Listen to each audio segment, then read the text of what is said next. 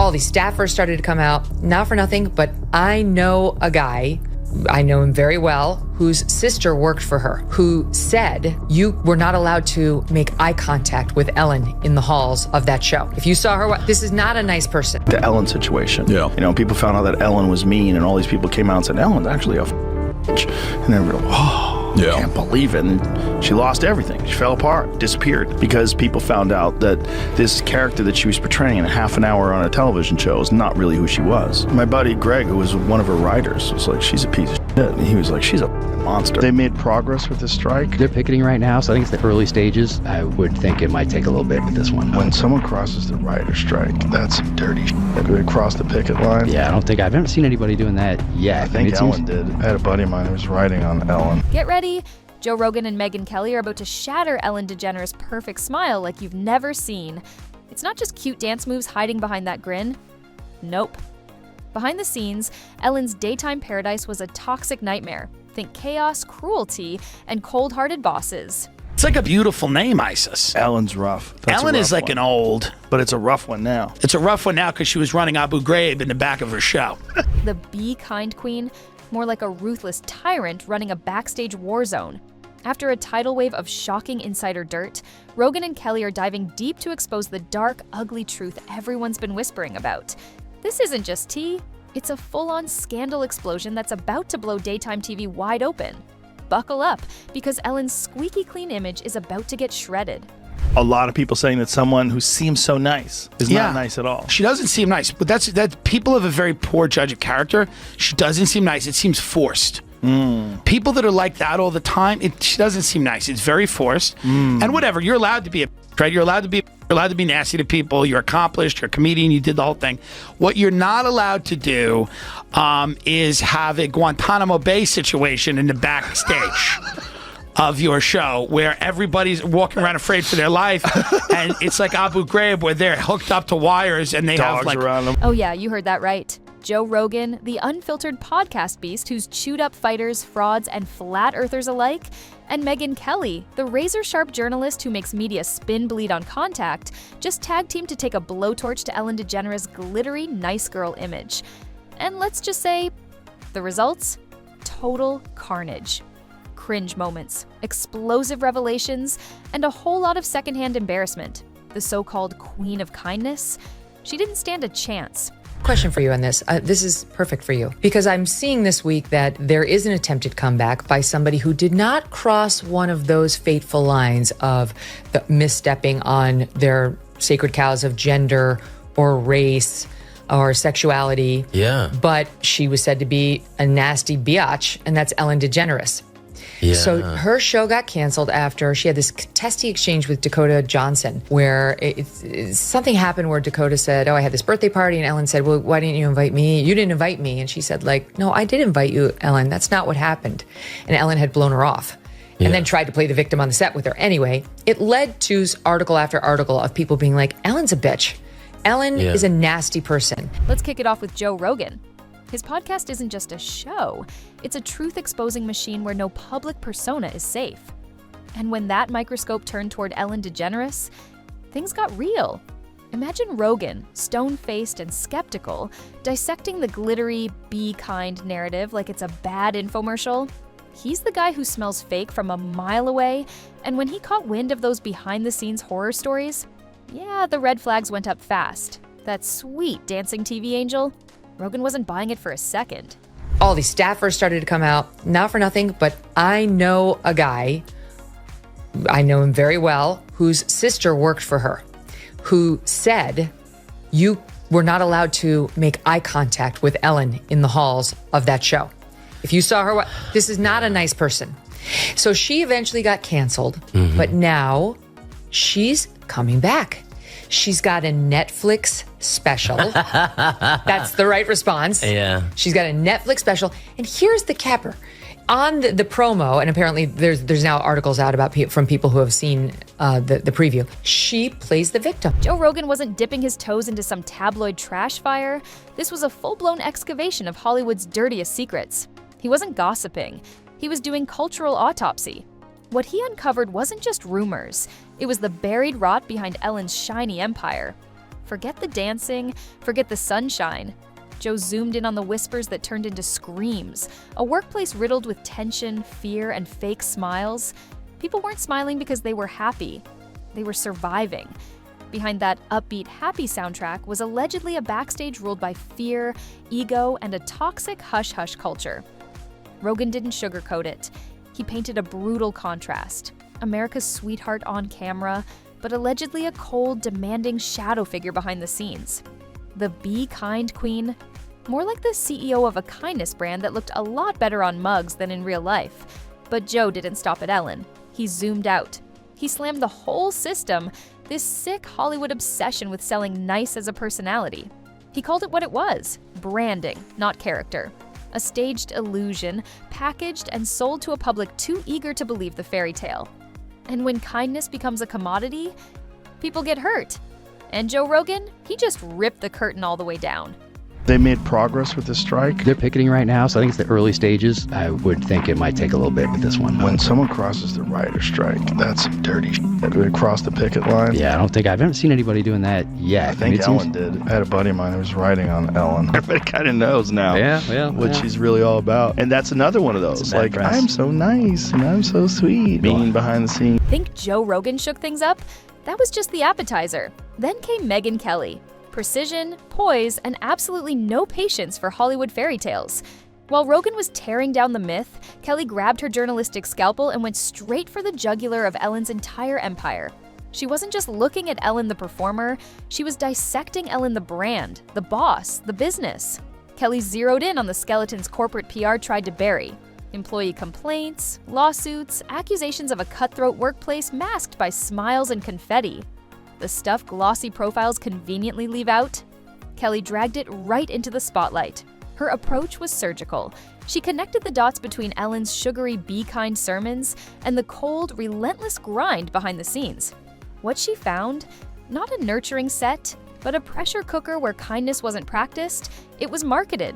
A place where staff allegedly walked on eggshells, and speaking up meant risking your job. This wasn't daytime TV, it was damage control disguised as dance breaks. And Kelly? She stripped the varnish clean off, exposing a reality that looked a lot more corporate Shark Tank than feel-good showbiz. Ellen wasn't just the face of a show, she was the head of a machine that, according to Kelly's lens, ran on fear, silence, and spin.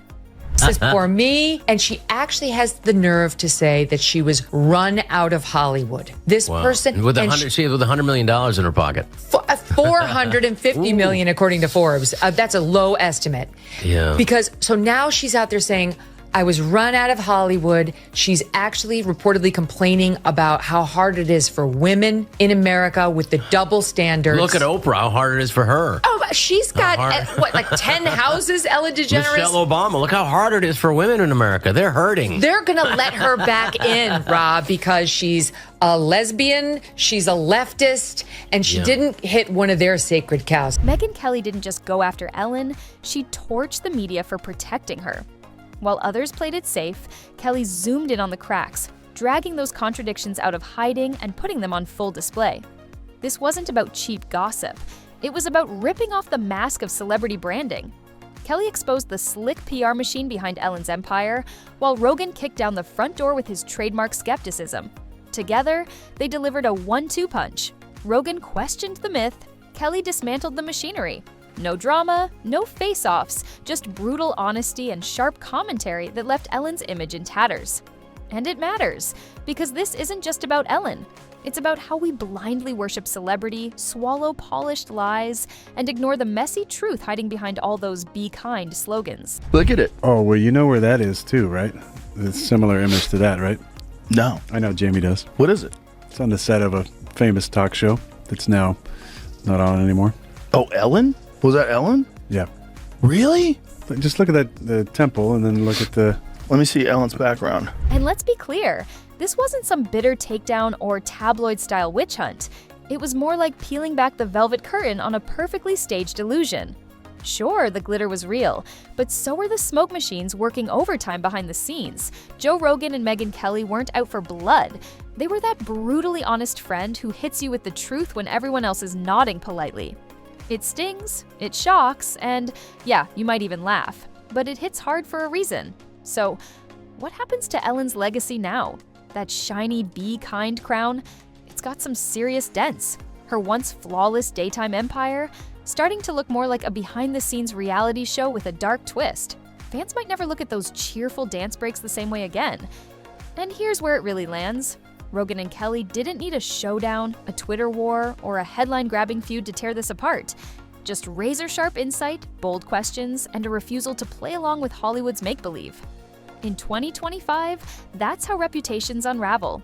Not with drama, but with receipts and relentless truth. She's a leftist, and she didn't hit one of their sacred cows. Nastiness, that's their bread and butter. Well, I think everyone, I will say, like, the resentment, I think everyone should have a chance for reconciliation. I don't think Jesus exempted anybody. And so I do, while it does, because I have been allowed back in, but I don't hold any grievance and resentment. It's very important. And I would just say for Ellen, the resentment, you have to get over resentment to whatever addiction or addictive qualities happen, to get over it. Here's the real twist in the Joe Rogan Megyn Kelly tag team takedown of Ellen DeGeneres.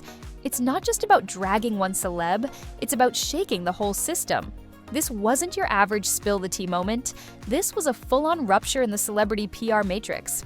When these two media powerhouses, who couldn't be more different on paper, collide on a common target, the result isn't ripples, it's a cultural earthquake. Rogan, the uncensored king of counterculture, who built his empire by giving wildcards and whistleblowers a mic, brings the raw edge. He questions everything, including the polished, be kind narrative wrapped in sequins and smiles. Then there's Megyn Kelly, surgical, sleek, and ruthless with a fact check. She doesn't come with vibes, she comes with documents, timelines, and cold corporate truths. She turns whispers into headlines and connects the dots most of the media dares not touch. Together, it's not just a media mismatch, it's a calculated collision. Rogan peels back the cultural mask, while Kelly digs into the legal and workplace rot hiding underneath. And suddenly, Ellen's empire doesn't look like a daytime haven, it looks like a case study in branding gone rogue. Bush are jumping around. I mean, that's right. She was buddies with Bush. That was like she's one of the a first CIA agent. Stephen Paddock. And do not ask me for sources, but Stephen Paddock. Who's that? He was the guy that shot up the Vegas concert. That was a very tragic thing. Listen to this. The only guy that saw Stephen Paddock alive, his name is Jesus Campos. He was a guard at Mandalay Bay. He got interviewed nowhere else. You know where he got interviewed in the beginning? Ellen. Really? Weird. And then they went on, if you could find that clip, they went on with a weird like diagram of how it happened, and Ellen's like showing the people how it happened. Not like an emotional, like, how are you feeling? How are you holding up? It was a weird diagram of like, and then he went to the left and to the right. It was very strange to, look, what the hell's going on?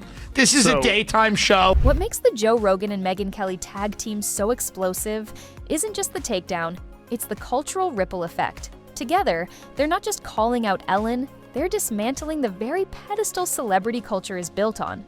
Why does it matter? Because audiences aren't passive anymore. Thanks to this unexpected duo, there's a tidal wave of skepticism crashing through the Hollywood illusion.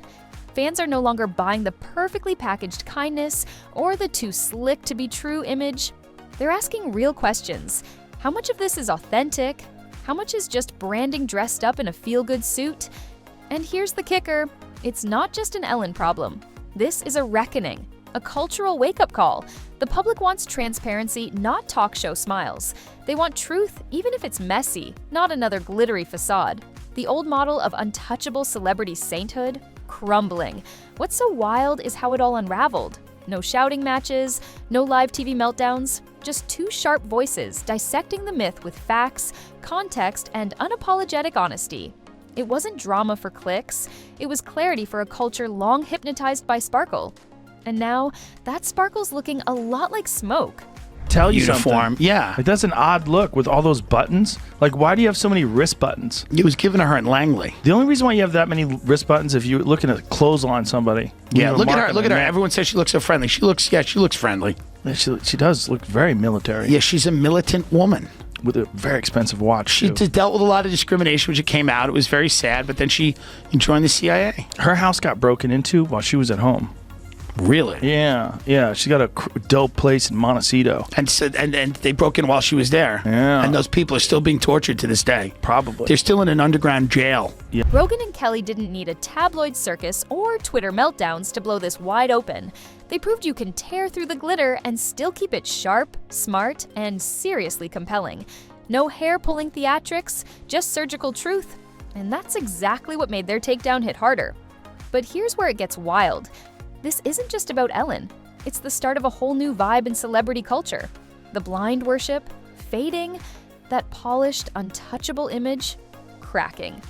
Fans who once followed Ellen like gospel are now side-eyeing every celeb rocking that too-good-to-be-true glow. We're entering an era where authenticity isn't a PR move. It's a non-negotiable.